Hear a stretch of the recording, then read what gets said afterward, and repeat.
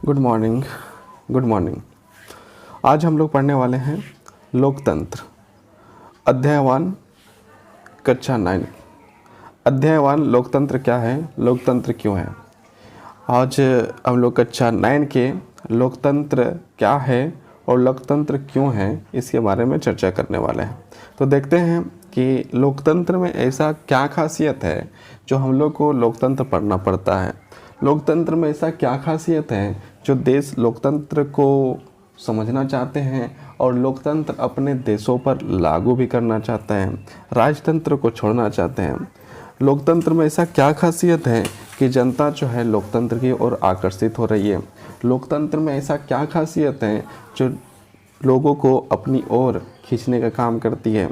इन बातों को जानने के लिए हम लोग जो है कक्षा 9 अध्याय 1 लोकतंत्र क्या और लोकतंत्र क्यों का अध्ययन करेंगे। उसके बाद हम लोग को पता चलेगा कि लोकतंत्र की आवश्यकता क्यों है, लोकतंत्र की आवश्यकता क्यों है, लोकतंत्र क्या होता है, लोकतंत्र कैसे होता है और लोकतंत्र किस प्रकार से काम करता है, लोकतंत्र के काम करने की शैली किस प्रकार की होती है। इन सारे बातों की जानकारी हम लोग जो है सरलतापूर्वक अध्ययन कर सकते हैं। तो देखते हैं पहला क्या लिखा हुआ है, लोकतंत्र क्या है। यहाँ पर पहला ही लिखा गया, परिचय के ही रूप में लिखा गया है, लोकतंत्र क्या है। लोकतंत्र क्या है तो हम लोग के यही तो पढ़ना है। तो हम लोग जैसे कि जानते हैं अमेरिका के एक व्यक्ति थे जो अमेरिका के राष्ट्रपति भी थे, जिनका नाम था अब्राहम लिंकन। उनका परिभाषा था लोगों का, लोगों के लिए, लोगों के द्वारा किया गया शासन लोकतंत्र है। अर्थात लोग के द्वारा ही चुना हुआ, लोग के द्वारा ही किया गया और लोग के द्वारा ही सारे कार्य को जो है कर रहे हैं, उसे जो हम लोग लोकतंत्र कहते हैं। तो मतलब बहुत प्यारा परिभाषा था जो अब्राहम लिंकन के द्वारा दिया गया था। लोगों का, लोगों के लिए, लोगों के द्वारा किया गया शासन। लोगों का मतलब लोगों का मतलब जो लोगों का है मतलब हर लोग के लिए, लोगों का, लोगों के लिए मतलब लोगों के लिए मतलब सारे लोगों के लिए, लोगों का, लोगों के लिए, लोगों के द्वारा और लोगों के द्वारा किया गया शासन क्या है, लोकतंत्र है। तो ये परिभाषा जो है कि अब्राहम लिंकन ने दिया था। लोकतंत्र क्या है, इसकी विशेषता क्या है, हम बहुत सरल परिभाषा से शुरुआत करते हैं, फिर हम बारी बारी से इन बिंदुओं का व्यवहारिक अर्थ जानेंगे। हम लोग जो है कि इसके व्यवहारिक अर्थ को समझने का प्रयास करेंगे। या हमारा उद्देश्य किसी भी सरकार के लोकतांत्रिक होने की न्यूनतम विशेषताओं को चिन्हित करना है। यह अध्याय पढ़ लेने के बाद हम लोकतांत्रिक और गैर लोकतांत्रिक शासन में अंतर कर सकते हैं। मतलब जैसे ही हम लोग इस अध्याय को पढ़ेंगे उसके बाद हम लोग को समझ में आएगा कि लोकतांत्रिक देश किसे कहा जाता है, गैर लोकतांत्रिक देश किसे कहा जाता है, लोकतंत्र वाले देश कौन से हैं और गैर लोकतंत्र वाले देश कौन से हैं, उसको हम लोग जो है सरलतापूर्वक जो है अंतर कर सकते हैं। अध्याय के अंत में हम इस न्यूनतम लक्ष्य से आगे बढ़कर लोकतंत्र का बृहत परिभाषा पर जाएंगे। मतलब जब हम लोग छोटा सा, न्यूनतम मतलब छोटा सा शुरुआत करेंगे, लेकिन बृहत मतलब बड़ा की ओर जो है कि हम लोग आगे बढ़ेंगे। समकालीन दुनिया में लोकतंत्र की सबसे लोकप्रिय शासन पद्धति है, पर ऐसा क्यों, कौन सी चीज़ इसे दूसरी व्यवस्था से बेहतर बनाती है, क्या यही शासन की सर्वोत्तम व्यवस्था है। इन सवालों पर हम इस अध्याय के बाद वाले हिस्से पर चर्चा करेंगे। मतलब यहाँ पर देखिए पहला ही लाइन में लिखा है, समकालीन दुनिया में लोकतंत्र ही सबसे लोकप्रिय शासन पद्धति है। मतलब पूरी दुनिया में जो लोकतंत्र को उससे जो है बहुत प्रिय शासन व्यवस्था माना जाता है।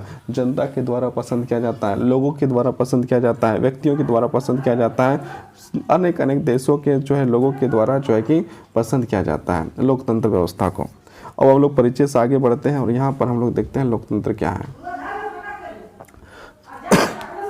लोकतंत्र क्या है, आप सरकार के विभिन्न रूपों के बारे में पढ़ चुके हैं। लोकतंत्र की अब तक की आपकी समझ के आधार पर कुछ उदाहरण देते हुए सरकारों की कुछ सामान्य विशेषताएं लिखें। यहाँ पर जो है कि बोला गया आप सरकार के विभिन्न रूपों के बारे में पढ़ चुके हैं। मतलब हम लोग कब पढ़ चुके हैं, तो कब पढ़ चुके हैं, तो हम लोग पढ़ चुके हैं क्लास 8 में, तो उसके बारे में बात किया जा रहा है। लोकतंत्र की अब तक की आपकी समझ के आधार पर, मतलब जो आपकी समझ है, जो विद्यार्थी की समझ है, उसके आधार पर कुछ उदाहरण देते हुए सरकारों की कुछ सामान्य विशेषता लिखे। उसके बाद बोला जा रहा है कि सामान्य विशेषता लिखना है, तो किसकी विशेषता लिखना है, सरकार का। लोकतांत्रिक सरकारें, लोकतांत्रिक सरकारें क्या होती है और गैर लोकतांत्रिक सरकारें क्या होती है, इसमें जो है कि टिप्पणी करना है। तो यहाँ पर हम लोग परिभाषा की क्यों ज़रूरत है उसके बारे में चर्चा करते हैं। परिभाषा की ज़रूरत क्यों? आगे बढ़ने से पहले आइए सबसे पहले एक मेधावी छात्रा मेरी की आपत्ति पर गौर किया जाए। वह लोकतंत्र को परिभाषित करने की इस तरीके को पसंद नहीं करती है और बुनियादी सवाल पूछना चाहती है। उसके अध्यापक मेलिंडा लिंगदो ने उसके सवालों का जवाब देना शुरू किया तो कक्षा की अन्य छात्राएं भी इस चर्चा पर भाग लेना शुरू हुई। मतलब जब मैडम के द्वारा जो है कि चर्चा किया जाने लगा, जब सवाल को समझाने लगा कि हाँ समझो, मेरी एक छात्रा थी, छात्रा जो मेरी छात्रा का नाम है, उसने सवाल पूछा तो वहाँ पर जो है कि लिंगदो मैडम के द्वारा जो है कि उसका जवाब देने लगा तो बाकी जितने भी छात्र छात्राएं थे उन लोग इस चर्चा में शामिल हो गए। तो मेरी का जो पहला सवाल है उस सवाल को देखते हैं। मेरी बोलती है मैडम मुझे यह तरीका ठीक नहीं लगता है। पहले लोकतांत्रिक व्यवस्था के बारे में चर्चा किया और अब आकर हम लोकतंत्र का मतलब जानने की कोशिश कर रहे हैं। मेरे कहने का मतलब है कि इस काम को ही हमें पहले करना था और पहले अध्याय वाली पढ़ाई। अब क्या ऐसा ठीक नहीं होता? मतलब यहाँ पर सवाल है, मैडम मुझे यह तरीका ठीक नहीं लगता, मतलब कि जो है इसके द्वारा जो है कि ठीक नहीं लग रहा है। पहले लोकतांत्रिक व्यवस्थाओं के बारे में चर्चा किया, मतलब कि जो लोकतांत्रिक व्यवस्था है उसके बारे में चर्चा हो गया। कब? तो क्लास 8 में। और लोकतांत्रिक व्यवस्था के बारे में चर्चा हो गया। अब आकर हम लोकतंत्र का मतलब जानने की कोशिश कर रहे हैं और जो फिर अब जो है हम लोग जो है लोकतंत्र का मतलब क्या होता है उसके बारे में हम लोग जानने का प्रयास कर रहे हैं। मेरे कहने का मतलब है कि इस काम को ही हमें पहले करना था, मतलब कि जो लोकतंत्र क्या है उसको हम लोग पहले जानना चाहिए था, उसके बाद जो लोकतांत्रिक व्यवस्था क्या उसके बारे में जानना चाहिए था। लेकिन हम लोग तो जस्ट उल्टा सोच रहे हैं। हम लोग पहले जो लोकतांत्रिक व्यवस्था के बारे जाने, फिर लोकतंत्र क्या है उसके बारे में चर्चा कर रहे हैं। तो और पहले अध्याय वाली पढ़ाई, मतलब जो हम लोग को पहले जो पढ़ना चाहिए था वो हम लोग बाद में पढ़ रहे हैं। तो ये जो है कि ठीक लग रहा है, ये जो है कि मेरी का सवाल है। तो अब लिंगदो मैडम बोलती है तुम्हारी बातों में दम है। लिंगदो मैडम जो है वो बोलती है तुम्हारी बातों में दम है, पर क्या हम अपने सामान्य जीवन में भी ऐसा नहीं करते हैं? मतलब जो है अपने सामान्य जीवन में भी तो हम लोग ऐसा ही करते हैं। क्या हम कलम, बरसात या प्रेम जैसे शब्दों का उपयोग करने से पहले इसकी परिभाषा स्पष्ट? देखिए यहाँ पर बोला जा रहा है कि जब हम लोग प्रेम या कलम या बरसात, जब इस शब्द सारे जब हम बोलते हैं कि बरसात हो रही है या वर्षा हो रही है तो या कलम, तो ये सारे जब हम लोग बात करते हैं तो क्या हम लोग इसके अर्थ के बारे समझते हैं? क्या हम लोग इसकी परिभाषाओं के बारे में चर्चा करते हैं? उसके बाद जो है हम लोग इसके बारे में बोलना शुरू करते हैं, शब्दों का प्रयोग करना शुरू करते हैं। ये जो है लिंगदो मैडम का आंसर है। जरा सोचो, क्या हमारे पास इन शब्दों की बहुत स्पष्ट और सर्वमान्य परिभाषा है? शब्दों का उपयोग करके ही हम उनका अर्थ जानते हैं। मतलब लोग शब्द का जब प्रयोग करना शुरू करते हैं उसके बाद उसका जो है कि अर्थ भी समझना जो है कि शुरू कर देते हैं। फिर परिभाषा की ज़रूरत है क्यों? तो मेरी कहती है कि फिर परिभाषा के जब शब्दों को जानने से ही हम लोग सारे अर्थ को समझ लेते हैं। मेरी का सवाल बहुत अच्छा है। फिर परिभाषा की ज़रूरत है क्यों? मतलब क्या है कि लिंगदो मैडम बोले कि जो शब्दों को जब शब्द होते हैं और शब्द के बाद ही हम लोग जो है कि अर्थ को समझना शुरू करते हैं और जब तक शब्द नहीं आते तब हम लोग अच्छी तरह से उसके अर्थ को समझ नहीं पाते हैं। तो इसमें जो है कि मेरी कहती है, इसमें मेरी के द्वारा कहा जाता है फिर परिभाषा क्या हो सकता है क्यों? उसकी ज़रूरत क्या? हम लोग शब्द को ही लेके अर्थ को समझते रहेंगे, हम लोग को जो है कि बाकी चीज़ करने की आवश्यकता जो है कि होना ही नहीं चाहिए। ये जो है बोला जा रहा है किसके द्वारा? मेरी के द्वारा बोला जा रहा है। मेरी के द्वारा जो है कि कहा जा रहा है। और अब जो है कि लिंगदो मैडम क्या बोलती हैं? लिंगदो मैडम को देखिए, लिंगदो मैडम का आंसर क्या है वो देखते हैं। हमें परिभाषा की ज़रूरत तभी पड़ती है जब हमें किसी शब्द का उपयोग करने में परेशानी होता है। मतलब जब हम लोग किसी शब्द का जो है कि ज़रूरत इसीलिए पड़ता है जब हम लोग को जो है कि देखिए यहाँ लिखा है हमें परिभाषा की ज़रूरत तभी पड़ती है जब हमें किसी शब्द का उपयोग करने में परेशानी होती है। मतलब किसी शब्द का हम लोग प्रयोग कर रहे हैं और उसका जो परेशानी हो रहा है तो हम लोग को जो है कि परिभाषा की आवश्यकता पड़ जाती है। जैसे यहाँ पर देखिए लिखा हुआ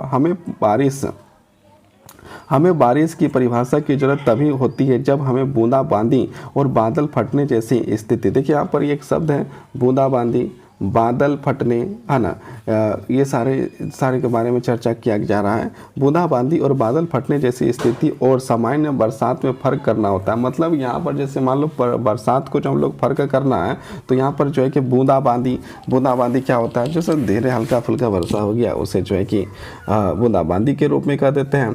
और जब बादल फटने का अर्थ क्या हो जाता है, बादल फटने का अर्थ हो जाता है कि जहाँ पर जो है कि सामान्य बरसात से कुछ ज़्यादा वर्षा हो जाती है, बहुत ज़्यादा वर्षा हो जाती है, उसे जो है कि बादल फटना। एक ही जगह में बहुत ज़्यादा वर्षा हो जाती है उसे कहते हैं बादल फटना। और सामान्य बरसात मतलब नॉर्मल जितना पानी गिरना चाहिए उतना पानी गिरा तो उसे जो है कि हम लोग सामान्य बरसात या वर्षा कहते हैं।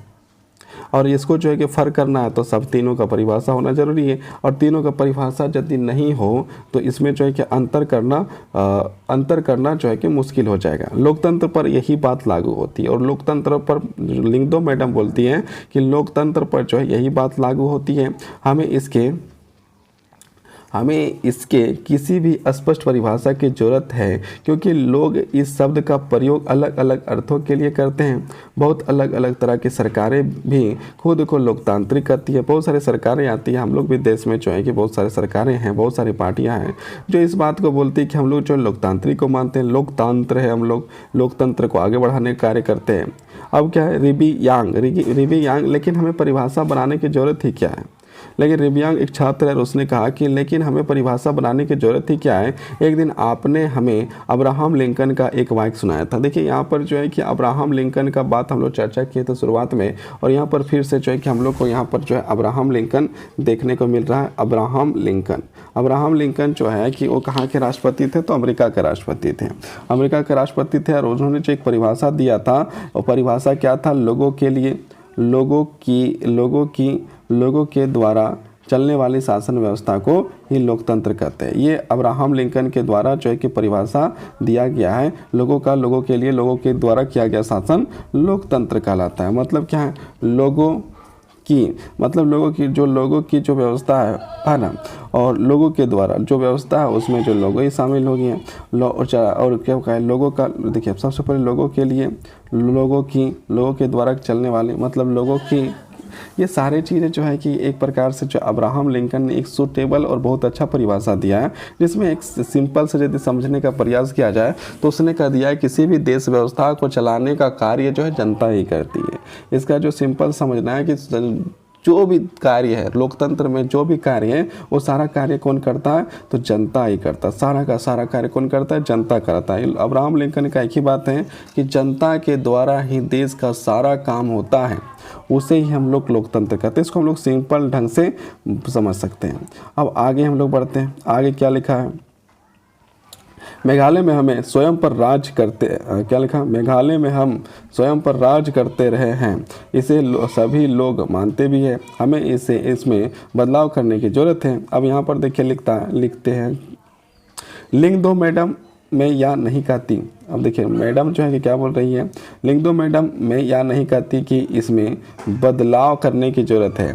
मुझे भी यह परिभाषा बहुत सुंदर लगती है। जो अब्राहम लिंकन का जो परिभाषा है, मैडम को भी बहुत अच्छा लग रहा है, बहुत सुंदर लग रहा है, क्योंकि सुंदर है ही।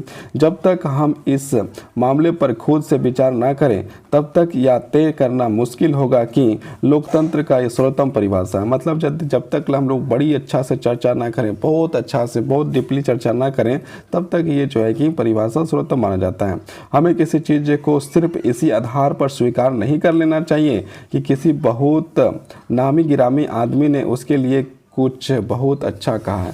मतलब क्या है कि हमको जो है कि कोई बात ऐसे ही नहीं मान जाना चाहिए कि कोई लोग आके बोल दिया कि ये जो है कि कोई एक आदमी ने कहा और बहुत बड़ा आदमी ने कहा और इसलिए उस परिभाषा को मान लिया जाना चाहिए। तो ये जो लिंगदो मैडम के द्वारा कहा गया है कि किसी का भी जो है बात मान लेना ये उचित नहीं होगा, उसमें बिना चर्चा किए मान लेना उचित नहीं है। इसलिए हम लोग जो डीपली किसी भी मुद्दे को चर्चा करना है और चर्चा करने के बाद उस बात को माने तो बहुत अच्छी बात है, लेकिन ऐसा ही मान लेना वो अच्छी बात नहीं है।